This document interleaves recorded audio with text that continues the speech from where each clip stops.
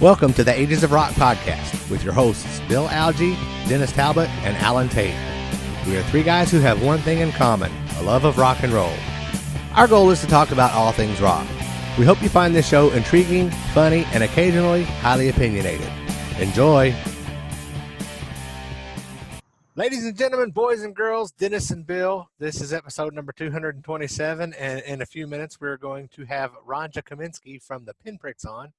But before then, we're just going to do a quick pre-show. I don't think anybody has any vinyl or anything. Bill has that lovely Ages of Rock shirt that his beautiful wife made. Yes. Check that out. Oh, and the beautiful wife sitting right there. Yes. Hi, Lisa.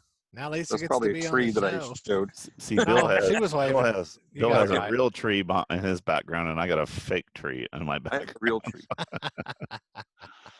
Off the top of my head, I can't think of any music news this week. Do you have anything, Bill? I don't think so, except for, I missed Michael Bolton on Sunday night. That was supposed to be a show I was supposed to see this year. Tonight, we're filming this on Wednesday. Tonight is the night that Brian Harris was supposed to be in Nashville seeing Cheap Trick and Rod Stewart. So sorry about your luck, bro. That'd be a great show. Yeah. Yeah, that sucks. I know Dennis said he had something he wanted to bring up. The only thing I was going to bring up that since the last show, Pete Way had passed away. He was the bass player for UFO, but also notably for me, Fastway. He was one of the originators. Oh, really? I didn't realize that.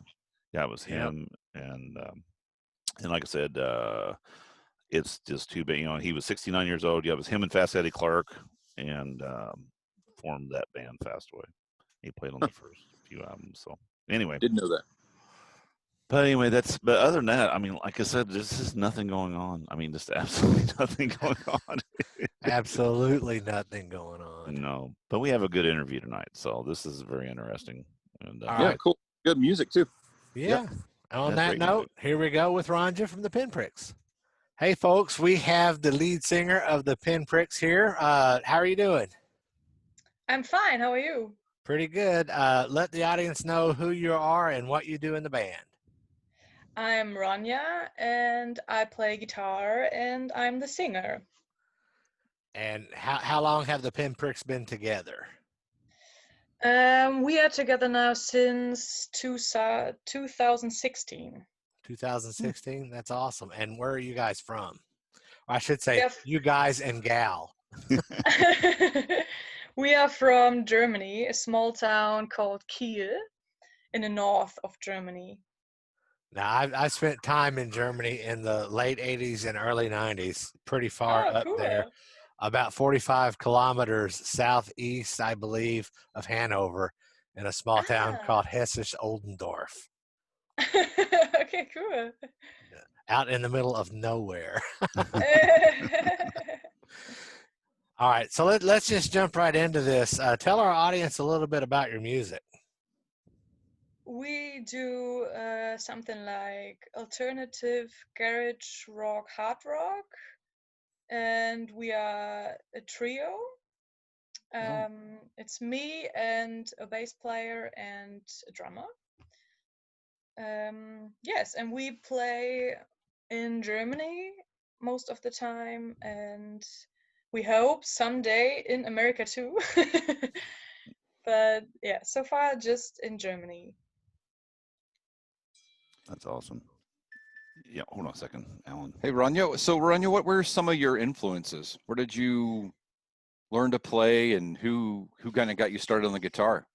My father was the lead singer and lead guitarist of a band, and so I started playing guitar when I was 12 years old, and he was my teacher at the first years. And I loved the music of the 70s and listened to Eric Clapton, ZZ Top, Rolling Stones, and bands like that.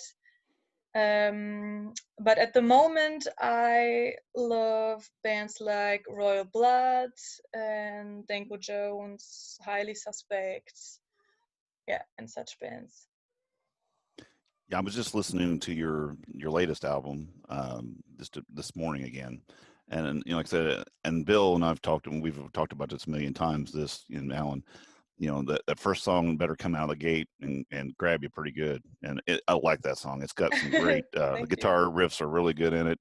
I like a little bit of it's kind of, I mean, I know what you say your genre is, but it's really different because you almost have that kind of, I don't want to say Joan Jett-ish kind of with the callback. You got the background vocals going along with you in your chorus.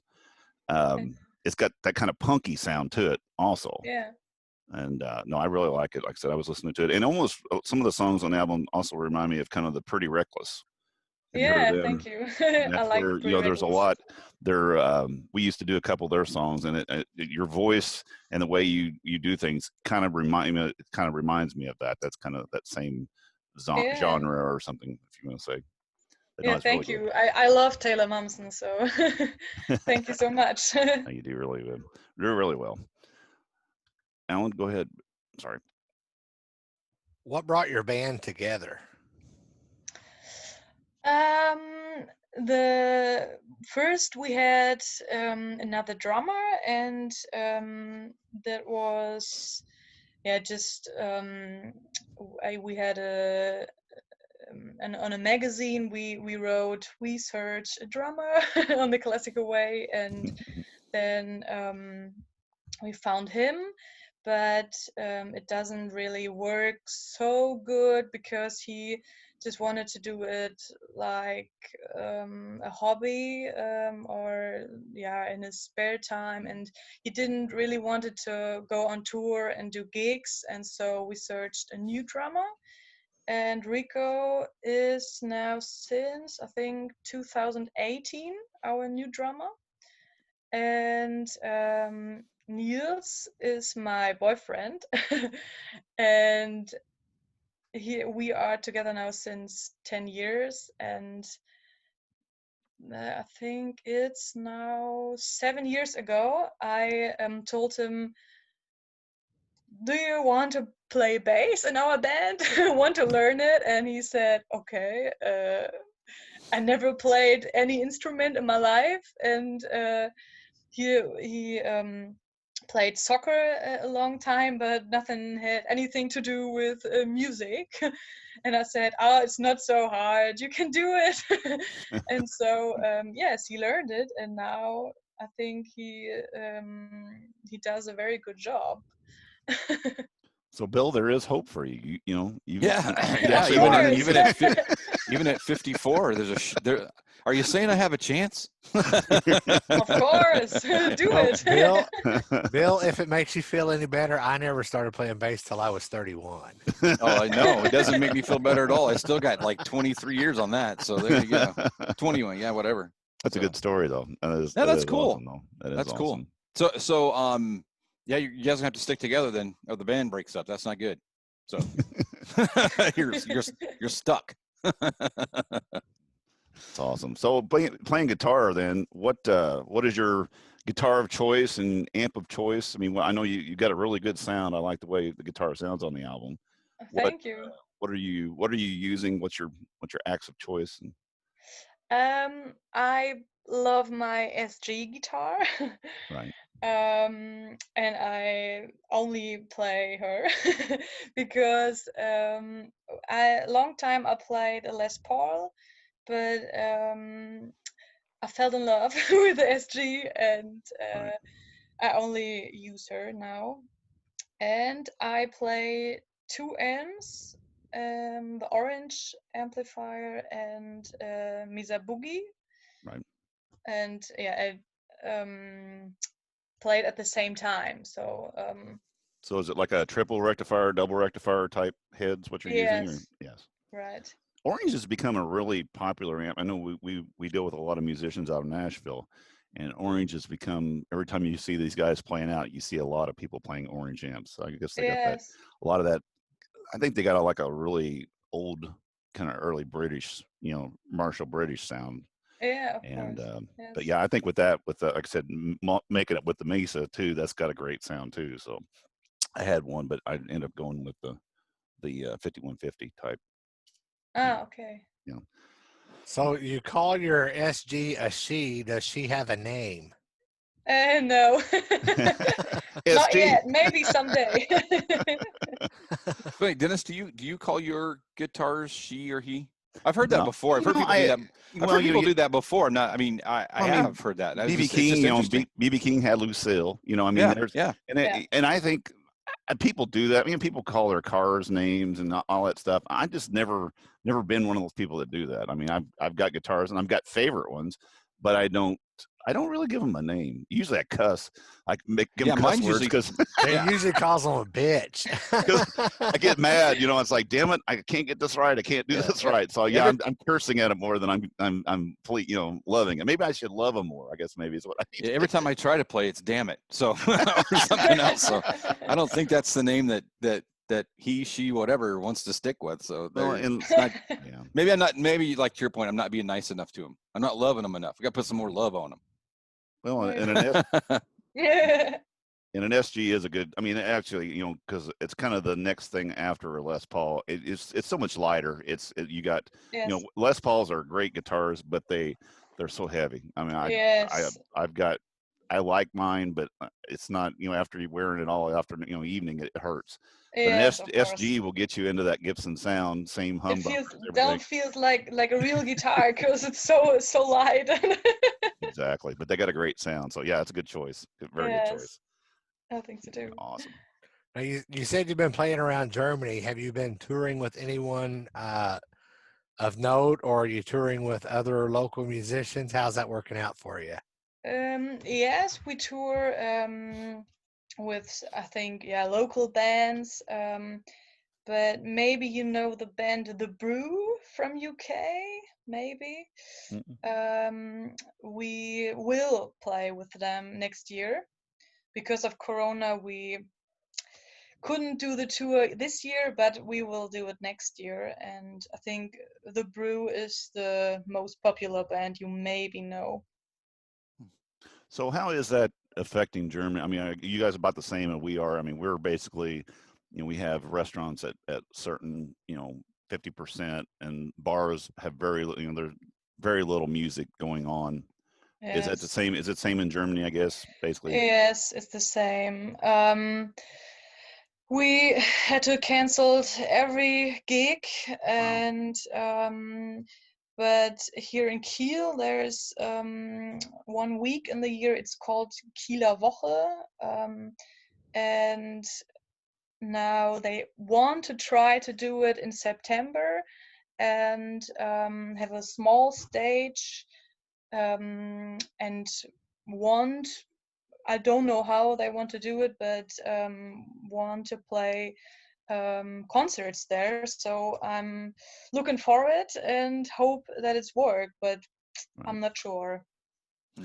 So have you guys tried? I know a lot of the people around here have been doing like these virtual concerts where they actually set up and do Facebook and Yes. Facebook Live, and then they'll have like a PayPal account set up, just to make some money. Because I mean, bands are struggling. I mean, they're just, they're going out of the box trying to figure out how to get music out there, and they want to play, we want to hear it. So have you guys tried something like that or thought about that? Yes, we first tried it at our own in our rehearsal room via Facebook, and the people loved it, and the reaction was so great that we said, okay, we have to do it again in a better location and better sound.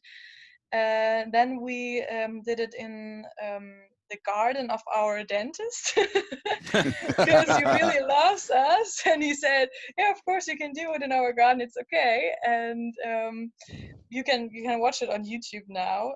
It was a live stream, but you can still watch it, and it was very great. And I think the people love it, that they can see anything. So yeah, it was fun, but we really miss the real concerts. Trust me, we do too. We're Yes. it's been, we actually have our the podcasters have a big convention every year in Nashville, and this is actually the weekend it was supposed to be. And we're all Okay. Jones and everybody on Facebook's going, I could be right now. I'd be sitting, having a beer with you guys, and we'd Oh, be this and yes. that, and having listening to music, and it's just everybody's bummed out. It's just really, Yes. it's not fun. No.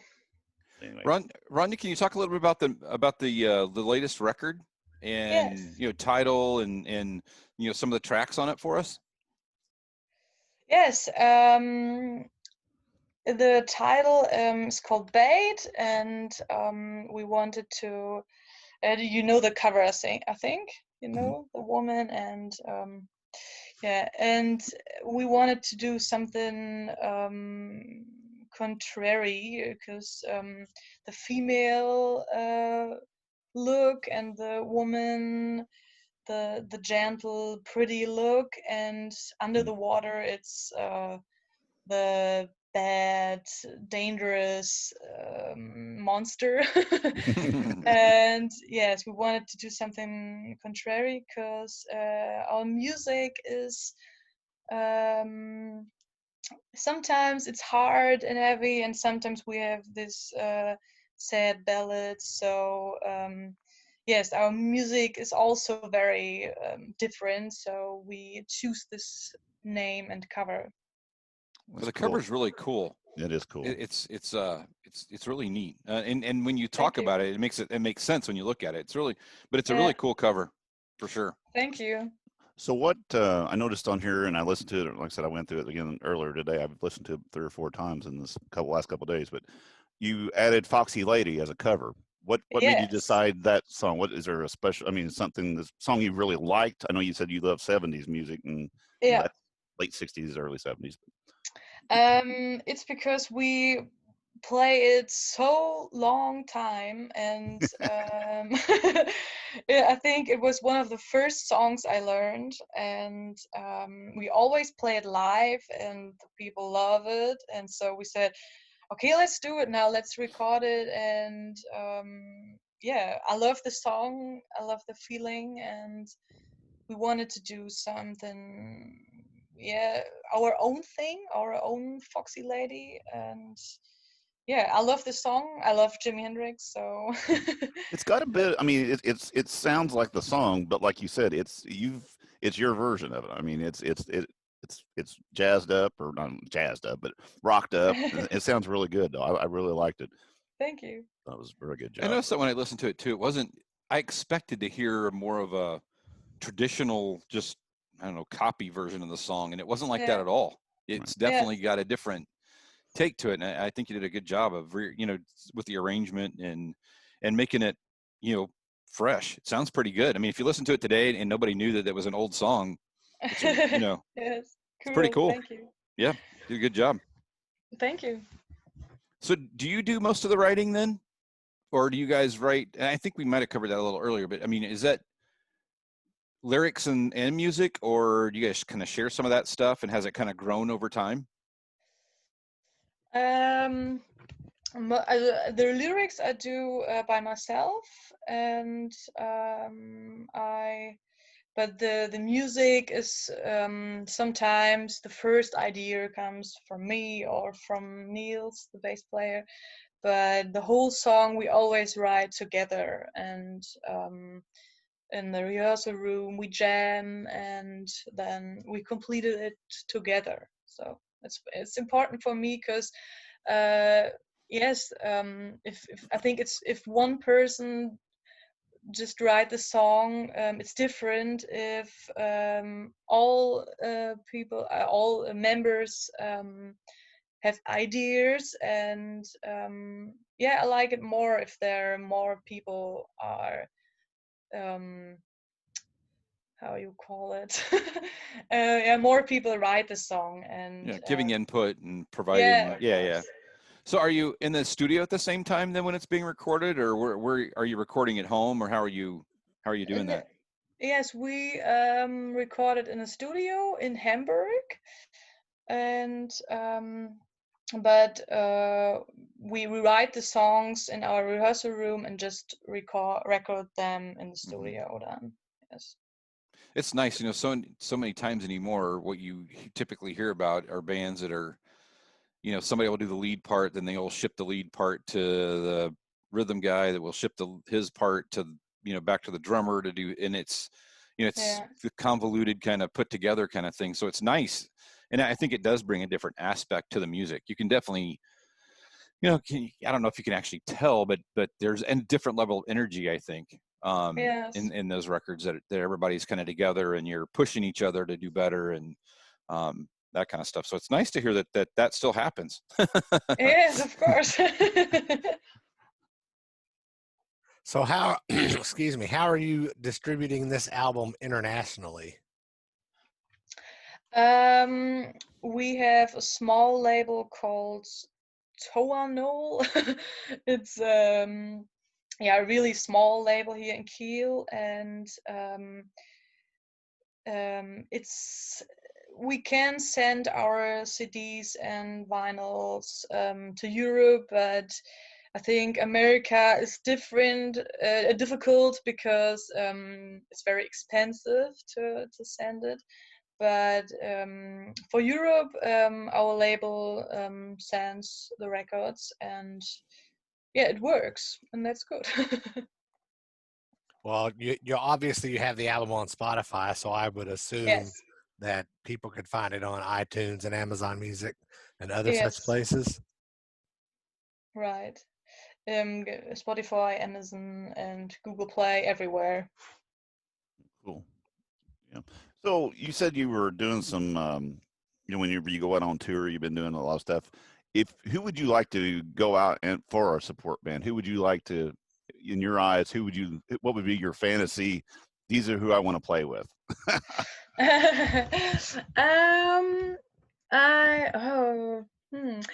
I think I would love to play with Danko Jones. Right. Or Roy Blood. But maybe also with Pretty Reckless. Okay. Because I think it fits together, the genre, and I think that's my favorite bands now. Good deal. No, I mean we've talked to people before, and they're like, well, I'd like to be able to do this and do that. And so, have you been for the people that you have played with and met and stuff like that? Have they been real supportive? I mean, as far as giving you guys shots and all that stuff, as far as a positive outlook is what I'm looking for. I didn't get it right, I think. Pardon? Can you ask again? Oh, I'm sorry. I mean, whenever you go out on these, when you're playing with other bands and stuff like that, has the support been really good? I mean, as far as people coming up, liking what you're doing, and as far as helping you guys out and being supportive. Yes, of course. But I think it's very difficult to find the bands to play together, because I think the bands who have success, they don't want to play with small bands like us. And if there's a band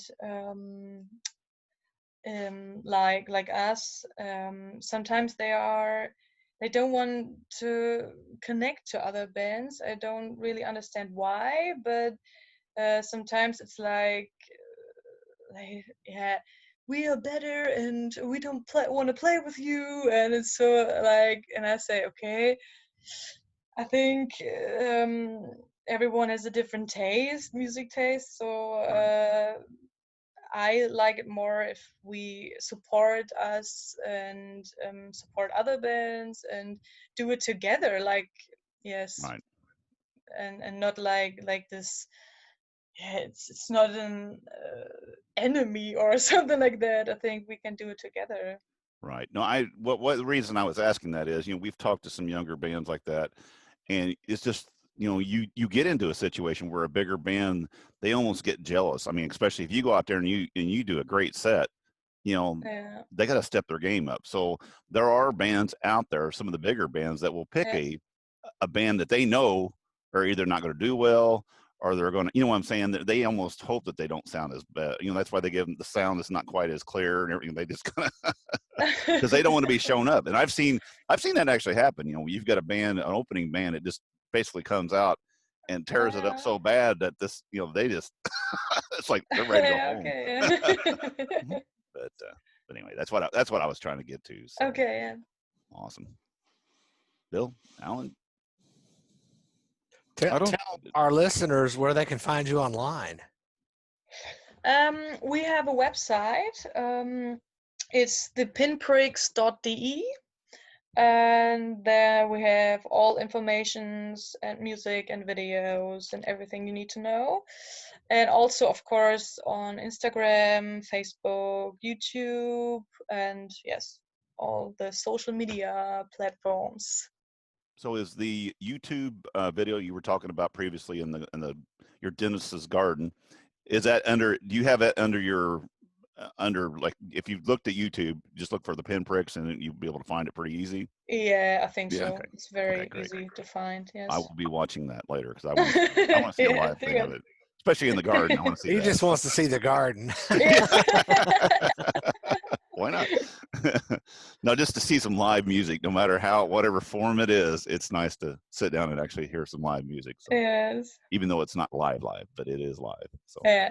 Right. It was live. I have one final question for you. Okay. Where did the name the Pinpricks come from?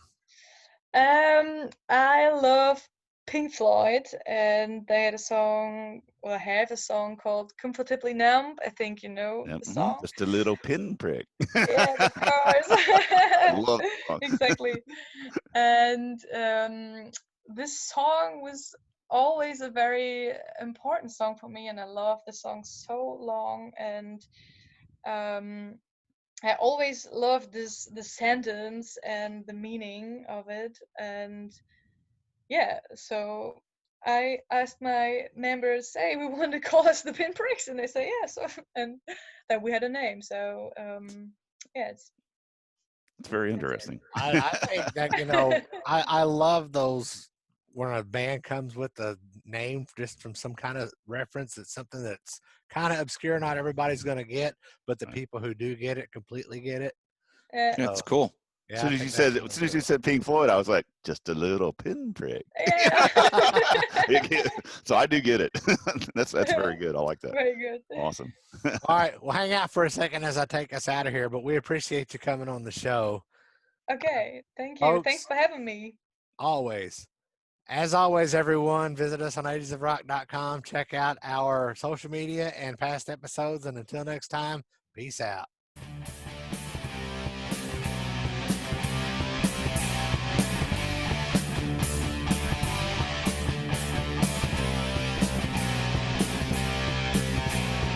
Thanks for listening to the Ages of Rock podcast.